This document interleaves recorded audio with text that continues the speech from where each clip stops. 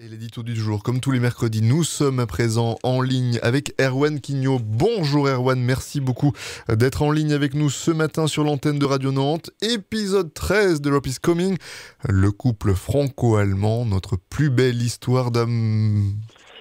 Et oui, Simon, amour ou amitié. Enfin, si nous parlions d'amour après 55 ans d'histoire commune, alors ce seraient des noces d'orchidées que nous célébrerions ensemble cette semaine pour le couple franco-allemand.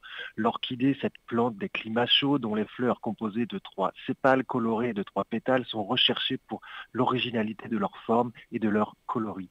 L'orchidée est une fleur précieuse, nous informe Wikipédia, une fleur rare qu'il faut savoir chérir.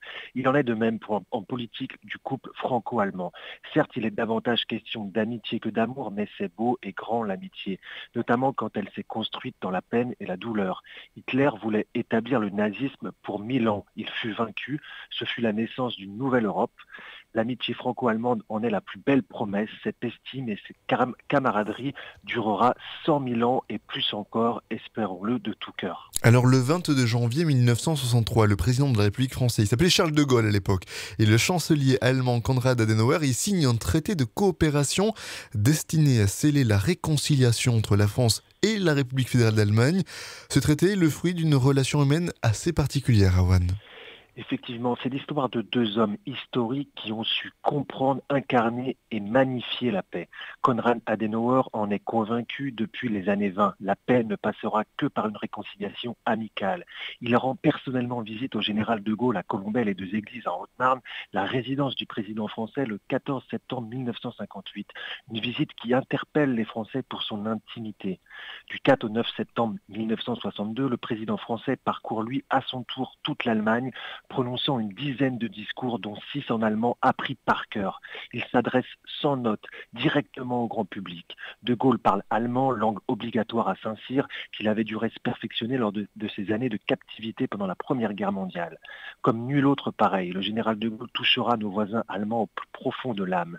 17 ans après la capitulation du régime nazi, l'ancien officier français qui avait combattu l'Allemagne dans les deux guerres mondiales parle à Duisbourg aux ouvriers de l'usine sidérurgique de Thyssen, les appelant Mein Herren, messieurs. À Hambourg, il s'exprime devant l'armée. À Ludwigsburg, il s'adresse enfin à la jeunesse allemande. C'était une autre époque, explique l'historienne Corinna Franz de la Fondation Konrad Adenauer dans un article du Figaro paru en 2012. Les contacts entre les citoyens des deux nations étaient presque inexistants. Beaucoup de Français s'opposaient à la réconciliation. Les Allemands étaient écrasés par le poids du nazisme. Et là arrive le général de Gaulle, évoquant le grand peuple allemand. Il a fait sensation, c'est comme s'il était venu nous libérer. Manfred Frellmann, 19 ans et tout juste lycéen à l'époque, se souvient. Au début, j'étais très impressionné, puis j'ai brûlé de plaisir en entendant les paroles du général. J'aimais tant la France, mais nos fautes pendant la guerre nous empêchaient de faire le premier pas de la réconciliation. Nous étions une nation défaite à tous les points de vue. Seul de Gaulle pouvait l'oser, il l'a fait avec une immense classe. Des vives la France retentissent dès la fin du discours. Quelques 500 000 personnes envahissent les rues de Ludwigsburg pour tenter d'apercevoir le général. Hier, à l'Assemblée nationale, les députés français ont voté une résolution appelant un nouveau traité de l'Élysée entre la France et l'Allemagne. La faible mobilisation dans l'hémicycle de l'Assemblée nationale n'est pas passée inaperçue, Erwan, par contre. Oui, ce n'est franchement pas à la hauteur. Christian Jacob n'a pas totalement tort de regretter l'absence du gouvernement, représenté seulement par la ministre des Affaires européennes, qui est arrivée de surcroît en retard pendant le discours de Wolfgang Schäuble. Le Premier ministre recevait pendant ce temps les autonomistes indépendantistes corses. L'ensemble du gouvernement allemand était lui présent dans un Bundestag rempli lors du même vote ce lundi.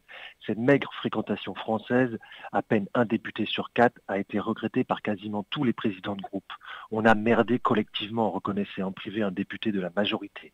Quant au chef des files des Insoumis, Jean-Luc Mélenchon, opposé à un nouveau traité de l'Élysée, il a conclu mardi la conférence des présidents par un Frankreich über alles. La France par-dessus tout, selon un participant, rapporte l'AFP.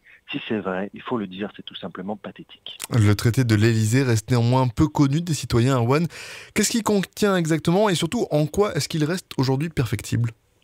Oui, le traité de l'Élysée, ce sont d'abord des aides au jumelage, aux échanges étudiants, aux initiatives linguistiques communes. Ce sont enfin des rites institutionnels et protocolaires particuliers.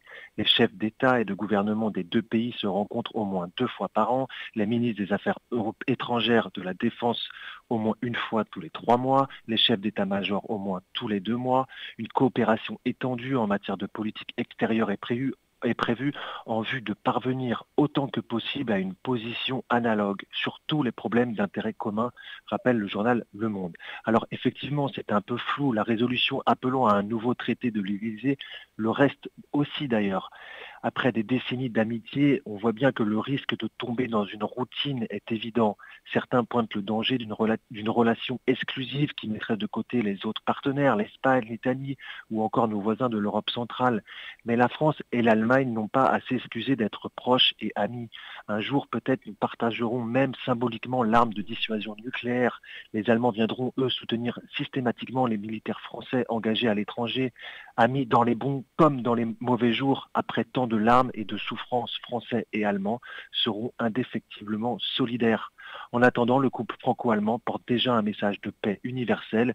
Pourvu que cela dure, c'est à lui seul un kit de réconciliation modèle exportable dans tant d'endroits déchirés de par le monde.